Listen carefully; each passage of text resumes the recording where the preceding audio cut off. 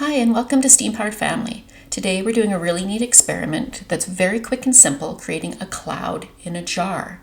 We're going to do this experiment 3 different ways so we can compare the different techniques and you can find the perfect one to do with your students or do all 3. For the first version, we're going to be using hot water. You don't want it boiling, but you do want it hot. And we're going to use a large, smooth-sided jar. It just makes it easier to see the cloud. We're going to put a couple of inches of water at the bottom of our jar. It depends on the size of your jar. And then we're going to take a match, light it, blow it out, put it in the jar, and then take the lid, flip it upside down, and put ice in the lid so that it's nice and cold. Then we're going to set it on the top and watch carefully to see how the cloud forms in our jar. As you can see, our cloud is forming beautifully in our jar, and you can see our cloud actually moving in the jar. So this is because we've got the cold at the top and the warm at the bottom. As the air currents and the cloud goes up, it touches that cold and starts to come down. As it gets to the warm, it warms up and then starts to go up, so we can see it moving. And there we can release our cloud and see it coming out of our jar. Remember, this isn't smoke, this is a cloud.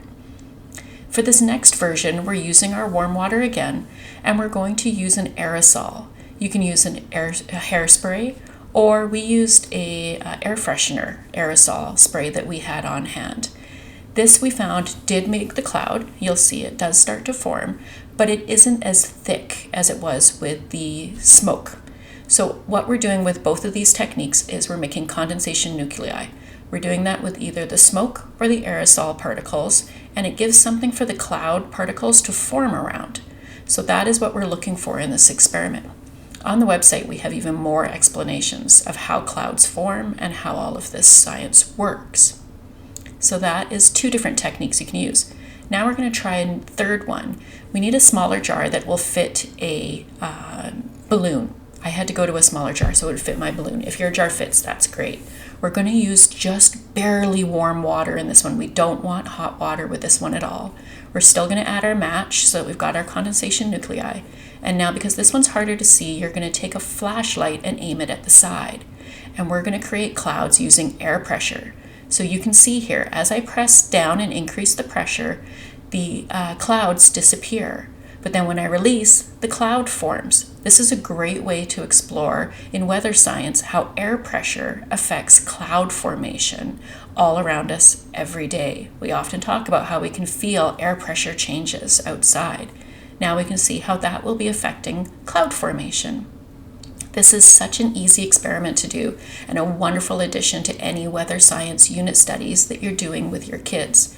We really enjoyed doing all 3 versions of this experiment so that we could compare them. Because it's so quick and easy to do, this makes it a great way to really dive into the science of cloud formation. We also really enjoyed, as you can see here, how the clouds moved. So we can see as they got to the top where it's colder, it would start to fall down, our clouds, and then as they got to the bottom and warmed up, they would go up. There's lots more information on the science behind all of this activity on steampoweredfamily.com.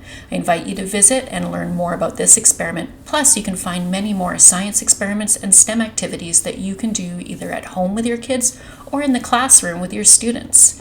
For more information, visit steampoweredfamily.com. Have a great day. Bye for now.